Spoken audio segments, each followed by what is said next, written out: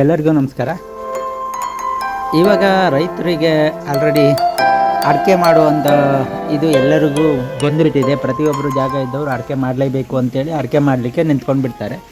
ಈ ಅಡಿಕೆ ಮಾಡುವವರದ್ದು ಸಮಸ್ಯೆ ಏನು ಅಂದರೆ, ಇವಾಗ ಎಲ್ಲಿ ಗೆದ್ದೆ ಇದೆ, ಬಯಲು ಗೆದ್ದೆ ಇದೆ ಅಂದರೆ, ಬಯಲು ಗೆದ್ದೆ ಅಂದರೆ ನೀರು ನಿಲ್ಲುವಂಥ ಗೆದ್ದೆಗಳಲ್ಲಿ ಯಾವ ಗೆದ್ದೆ ಸಿಕ್ಕುತ್ತೋ ಆ ಗೆದ್ದೆಯಲ್ಲಿ ಅಡಿಕೆ ಹಾಕಿ ಬಿಟ್ಟುಬಿಡುವ, ಭತ್ತ ಮಾಡೋದು ಕಷ್ಟ ಅಂಥೇಳಿ ಎಲ್ಲರೂ ದಕ್ಷಿಣ ಕನ್ನಡದಲ್ಲೂ ಶುರು ಮಾಡಿದ್ದಾರೆ, ಉತ್ತರ ಕರ್ನಾಟಕ ಎಲ್ಲ ಕಡೆ ಶುರು ಮಾಡಿದ್ದಾರೆ. ಆದರೆ ನನ್ನ ವಿನಂತಿ ಏನು ಅಂದರೆ, ರೈತರು ಯಾವಾಗೂ ಅಷ್ಟೇ ಅತಿ ಆಸೆಯಿಂದ ಹೋಗಬಾರ್ದು. ಅದು ಯಾಕೆಂದರೆ ಅತಿ ಅಡಿಕೆ ಆದಾಗ ಮುಂದೊಂದು ದಿನ ನಮ್ಮ ಸಮಸ್ಯೆ ಆಗ್ಬೋದು. ಇವತ್ತು ಎಷ್ಟೋ ಗಾಳಿ ಮಳೆಯಲ್ಲಿ ಎಷ್ಟೋ ಅಡಿಕೆ ಇದಾಗಿದೆ, ಕೊಳೆ ರೋಗ ಈ ವರ್ಷ ಜಾಸ್ತಿ ಬರ್ತಾ ಇದೆ, ಈ ರೀತಿಯ ಸಮಸ್ಯೆಗಳು ಬರ್ತಾ ಇದೆ. ಆದರೆ ಮಾಡಬಾರ್ದು ಅಂತ ಹೇಳೋದಿಲ್ಲ, ಆದರೆ ಮಾಡುವುದಾದರೆ ನಿಮ್ಮ ಜಾಗ ಸರಿ ಇದೆಯಾ ಅಂತ ನೋಡಿ. ಯಾರೋ ಮಾಡ್ತಾರಂಥೇಳಿ ನೀವು ಹೋಗಿ ಬಯಲು ಗೆದ್ದೆಯಲ್ಲಿ ಅಡಿಕೆ ತೋಟ ಮಾಡಿದ್ರೆ ಅದು ನಿಮಗೆ ಮುಂದೆ ಫಲ ಕೊಡುವುದಿಲ್ಲ. ಗಿಡ ಬರ್ತವೆ, ಫಲ ಕೊಡುವಾಗ ನಿಮಗೆ ತುಂಬ ಸಮಸ್ಯೆ ಆಗ್ತವೆ.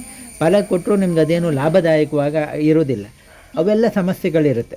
ಫಸ್ಟೆಲ್ಲ ನೀರು ಇಳಿದು ಹೋಗುವಂಥ ಗೆದ್ದೆ ಆ ಥರದಲ್ಲೆಲ್ಲ ಮಾಡ್ಬೋದು. ಆದರೆ ಗೆದ್ದೆಗಳು ಊಟ ಮಾಡಲಿಕ್ಕೆ, ನಮಗೆ ಅಡಿಕೆನ ಊಟ ಮಾಡಲಿಕ್ಕೆ ಆಗೋದಿಲ್ಲ. ಅನ್ನ ಬೆಳೆಯುವಂಥದ್ದು ಇದನ್ನು ನಾವು ಹಾಗೆ ಇಟ್ಕೊಳ್ಬೇಕು. ಅದು ಹಿಂದಿನ ಕಾಲದವ್ರು ಮಾಡಿದ್ದೇ ಗೆದ್ದೆ ಭತ್ತ ಬೆಳೀಲಿಕ್ಕಂತಲೇ ಮಾಡಿರೋದು. ಜೈನರ ಕಾಲದಲ್ಲಿ ನಮಗೆ ಗೆದ್ದೆ ಮಾಡಿದ್ದು ಊಟ ತಿನ್ನಲಿಕ್ಕೆ ಅಂತೇಳಿ. ಇವತ್ತು ನಾವು ಜನಸಂಖ್ಯೆ ಜಾಸ್ತಿ ಆಗಿದ್ದೀವಿ, ಊಟ ತಿನ್ನದೆ ಬರೀ ಇದನ್ನೇ ಮಾಡ್ತಾಯಿದ್ರೆ ತುಂಬ ಕಷ್ಟ ಆಗುತ್ತೆ. ಅಡಿಕೆ ಮಾಡ್ತಾಯಿದ್ರು.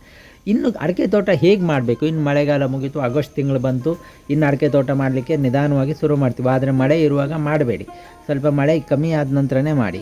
ಅದ್ರ ಜೊತೆಗೆ ಮುಖ್ಯವಾಗಿ ಏನು ಮಾಡಬೇಕಂದ್ರೆ, ಅಡಿಕೆ ತೋಟ ಮಾಡುವಾಗ ಆದಷ್ಟು ಗುಡ್ಡ ಪ್ರದೇಶ ಮತ್ತು ಅತಿ ಬೆಟ್ಟು ಗೆದ್ದೆ ಎತ್ತರ ಪ್ರದೇಶದಲ್ಲಿ ಮಾತ್ರ ಮಾಡಿ. ಅದು ಬಿಟ್ಬಿಟ್ಟು ಬಯಲು ಗೆದ್ದೆಯಲ್ಲಿ ಇದರಲ್ಲೆಲ್ಲ ಯಾವತ್ತೂ ಮಾಡಲಿಕ್ಕೆ ಹೋಗಬೇಡಿ.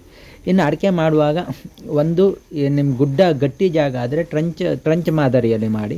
ನಿಮ್ಮದು ಮೆದು ಜಾಗ ಇದೆ ಅಂದರೆ, ಸ್ಮೂತ್ ಜಾಗ ಇದೆ ಅಂದರೆ, ಮೃದುವಾದ ಜಾಗ ಇದೆ ಅಂದರೆ ಅಲ್ಲಿ ನೀವು ಹೊಂಡದ ಮುಖಾಂತರ ಮಾಡಿ. 2 ಅಡಿ ಆಳ 2 ಅಡಿ ಅಗಲ ಹೊಂಡ ತೆಗೆದು 1 ಅಡಿಯಲ್ಲಿ ಗೊಬ್ಬರ ಹಾಕಿ ಮುಚ್ಚಿ ಅದರ ನಂತರ ಗಿಡ ನಾಟಿ ಮಾಡೋದನ್ನು ಮಾಡಿ. ಅದು ನಿಮಗೆ ಲಾಭ ತಂದು ಕೊಡುತ್ತೆ ಮತ್ತು ಗಿಡನೂ ಇದಾಗುತ್ತೆ. ಗಿಡಕ್ಕೆ ಆದಷ್ಟು ನೀರು ಕಮ್ಮಿ ಇದೆ ಅಂದರೆ ಡ್ರಿಪ್ ಇದು ಮಾಡಿ, ಇಲ್ಲಾಂದರೆ ಸ್ಪ್ರಿಂಕ್ಲರ್ ಥರ ಮಾಡಿ.